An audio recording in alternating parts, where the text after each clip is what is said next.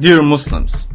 send the message and tell the hypocrites and their alikes that the Muslims didn't just sit down and watch and started preying on the non-believers like they have rumored and claimed at the beginning of the coronavirus crisis. And they didn't just wait for the non-Muslims to find for them a treatment like they were gossiping and mocking. Tell them that the executive director of the company that owns the most important card in facing coronavirus crisis, the artificial respiration machine ventilator, is a Muslim man. His name is Omar Ishraq, and he announced just a few days ago about his Irish company's Medtronic donation of the intellectual property and industrial design rights, and given it all for free for all the countries of the world to use to save as many lives as possible. Tell them, my friend, that the team of the University of Johns Hopkins, which seeks to produce the fastest testing kit for diagnosing coronavirus, is directed by an Egyptian Muslim doctor. Her name is Hiba Mustafa. Tell them that the thousands of Muslim doctors and specialists are standing on the front lines to face this pandemic. Their situation is like many others,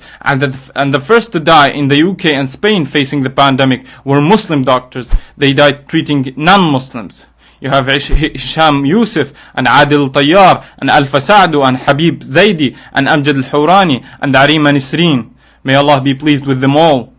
Tell them that the personal cleanliness and the hygiene of the Muslims in using water, and I mean specifically here, the shattaf,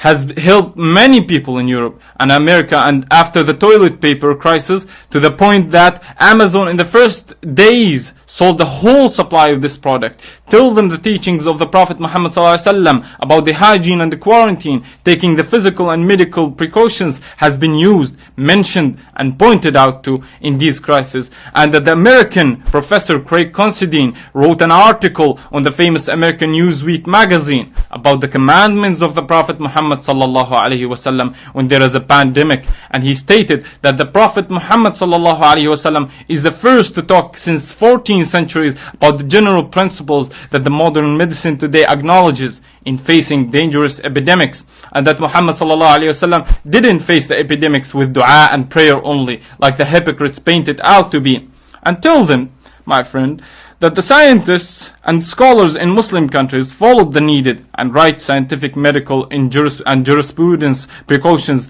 and they stopped the Umrahs and the Jum'ahs and the collective groups, and they closed the sacred mosque and the Prophet's mosque, and they were not disappointed like your loved ones